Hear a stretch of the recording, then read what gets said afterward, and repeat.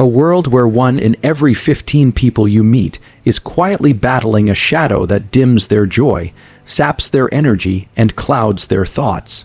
That's the reality of depression, a condition affecting over 264 million people globally, a figure larger than the population of many countries our world in data, 2024. Even icons like Dwayne "The Rock" Johnson, who seems unbreakable, have faced this invisible struggle, sharing how he overcame depression after witnessing his mother's suicide attempt at age 15. "Depression doesn't care who you are," he says, urging us to break the silence. Heads up, guys, 2019. Today, we're diving deep into the science of depression, its symptoms, biological roots, and the latest tools to fight it. Whether you're seeking answers for yourself or a loved one, this journey will arm you with knowledge and hope. Welcome to Huberman Lab Essentials, where we unpack science-based tools for mental health, physical health, and performance. I'm Andrew Huberman, a professor of neurobiology and ophthalmology at Stanford School of Medicine. Our focus today is major depressive disorder (MDD), a condition distinct from bipolar depression, impacting roughly 3.4% of the global population, about 264 million people, our world in data, 2024. In the U.S., recent data from 2021-2023 shows 13.1% of adolescents and adults experienced depression in the past 2 weeks, with higher rates among women and younger people. CDC 2025. In a room of 100, at least 5 are likely grappling with or have faced major depression. It's the 4th leading cause of disability worldwide, leading to missed work, school, and reduced performance. WHO 2023. This is a critical issue, and understanding it is the first step toward addressing it. Let's start with what major depression looks like. It's not just feeling down for a day. It's a persistent, multifaceted condition affecting emotions, thoughts, and the body. Emotionally, people experience profound grief, sadness, and guilt, often crying frequently or feeling overwhelmed. Anhedonia, the inability to feel pleasure, is a hallmark where one's loved activities like hobbies, socializing, or even eating lose their appeal. This flat effect can make life feel colorless. Then there's negative delusional thinking, particularly anti-self-confabulation. This is when someone constructs distorted narratives about themselves that don't align with reality. For example, an athlete recovering from an injury might insist they're getting weaker, even when their physical therapist confirms improvement. This isn't just low self-esteem, it's a brain circuit generating stories that cast the self in a negative light, often detached from evidence. Consider Sarah, a 32-year-old teacher who shared her story on a mental health blog. She described feeling like a shadow of myself, unable to enjoy teaching or reading her favorite pastimes. She woke up at 4 a.m. daily, exhausted yet unable to sleep, convinced her life was slipping away, despite being a top performer at work. Mental Health America, 2024. This anti-self-confabulation is common in depression, where the brain weaves a narrative of failure or inadequacy, even when external feedback suggests otherwise. It's as if the mind is stuck in a loop, rewriting reality to reinforce despair. Depression also brings vegetative symptoms, physical changes that occur without conscious control. These include constant exhaustion, where even simple tasks feel insurmountable. Sleep is disrupted, with a hallmark being early morning waking, think 3 or 4 a.m., and an inability to fall back asleep despite fatigue. The architecture of sleep, where slow-wave sleep dominates early in the night and REM sleep increases later, is thrown off in depression, impacting mood and cognition. Appetite often decreases, tied to anhedonia, where food no longer brings pleasure. Hormonal shifts, like elevated cortisol levels peaking at 9 p.m. instead of the morning, are a physiological signature of depression, amplifying stress and emotional turmoil. These symptoms don't exist in isolation. They intertwine, making daily life a challenge. Imagine waking up exhausted, unable to enjoy breakfast, and convinced you're failing at work, even when colleagues praise your efforts. This is the lived experience of depression, and it's why it's so debilitating. In the U.S., 29% of adults report having been diagnosed with depression at some point, with 8% currently experiencing or being treated for it. Gallup, 2023. Globally, depression's impact is staggering, contributing to lost productivity and, in severe cases, self-harm or suicide. So, what's happening biologically to cause this? Depression isn't just a mindset. It's rooted in complex interactions between neurotransmitters, hormones, and inflammation. Let's start with neurotransmitters, the brain's chemical messengers. 3 key players are involved: norepinephrine, dopamine, and serotonin. Norepinephrine drives alertness and energy. Low levels lead to lethargy and exhaustion. Dopamine fuels motivation and pleasure. Its disruption causes anhedonia. Serotonin regulates mood and emotions. Deficiencies are linked to grief and guilt.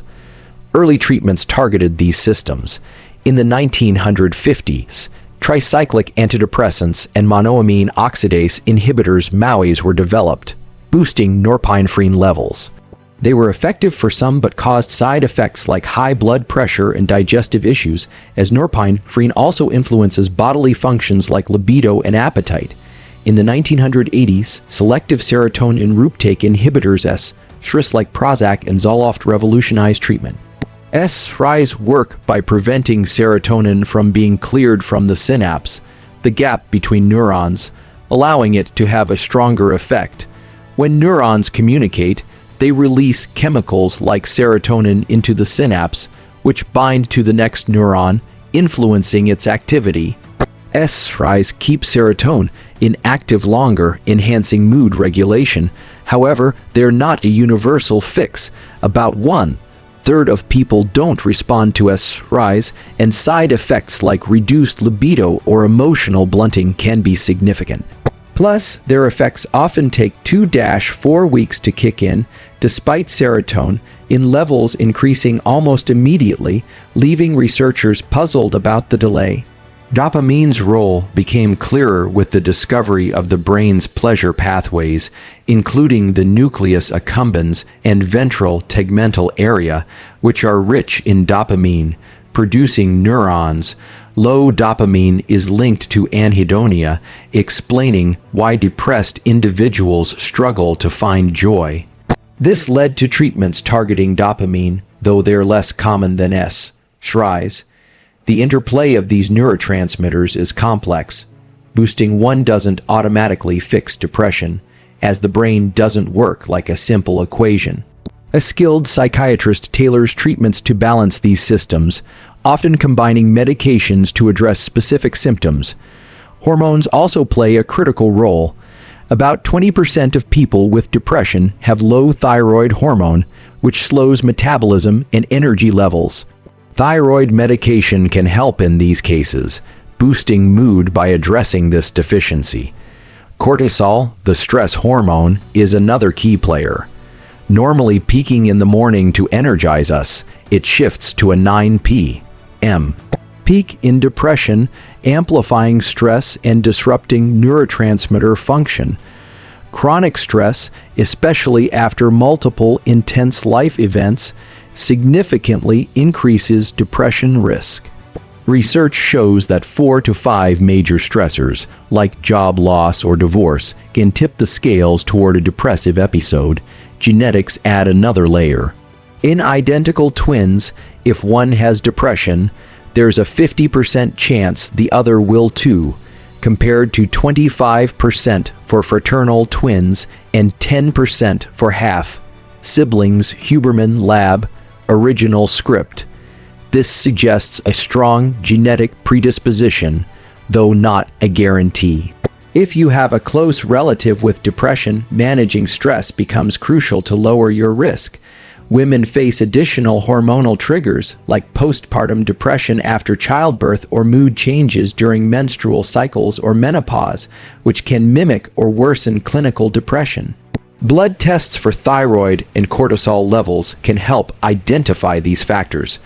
Inflammation is emerging as a major driver of depression. While inflammation is vital for healing wounds or fighting infections, chronic inflammation, marked by high levels of cytokines like IL-6, TNF-alpha, and C-reactive protein, can harm the brain and body. Stress triggers these cytokines, which disrupt neurotransmitter synthesis. For example, tryptophan, an amino acid from food, is normally converted into serotonin, but inflammation diverts it into a pathway producing quinolinic acid, a neurotoxin that worsens depressive symptoms. This biochemical hijacking explains why inflammation is a key target for new treatments. Now, let's explore tools to manage depression, from behavioral strategies to cutting-edge therapies. Behavioral tools leverage the brain's neurochemistry. Exercise, like running or resistance training, boosts norepinephrine, dopamine, and serotonin, reducing symptoms and protecting against future episodes. A 2023 study found that 30 minutes of moderate exercise 3 times a week reduced symptoms by 20% in some patients' Journal of Affective Disorders, 2023. Cold exposure, like a cold shower or ice bath, triggers norepinephrine release, potentially easing lethargy. However, severe depression can sap the motivation to engage in these activities, making professional support essential. Nutrition offers promising avenues. Omega-3 fatty acids, particularly EPA, reduce inflammation at doses of 1,000-2,000 mg daily. EPA helps tryptophan convert to serotonin, countering the neurotoxic pathway. A 2024 study showed EPA supplementation reduced symptoms in 30% of participants, American Journal of Psychiatry, 2024. Creatine, known for enhancing muscle performance, also supports the brain's phosphocreatine system, which regulates mood.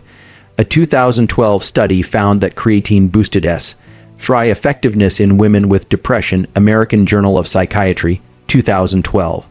The ketogenic diet, by shifting brain metabolism to ketones, increases GABA, an inhibitory neurotransmitter, stabilizing mood. It's particularly effective for treatment-resistant depression, with studies showing benefits in refractory cases. Forbes Health, 2023. Pharmacological treatments remain a cornerstone. SSRIs are widely prescribed, though their limitations spur exploration of alternatives. Ketamine, a dissociative anesthetic, acts rapidly, often within hours, for treatment-resistant depression. It creates a sense of emotional distance, allowing patients to separate from their grief.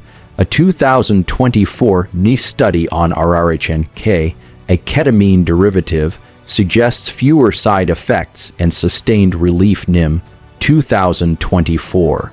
Psilocybin, a psychedelic, is gaining traction for its ability to rewire neural circuits.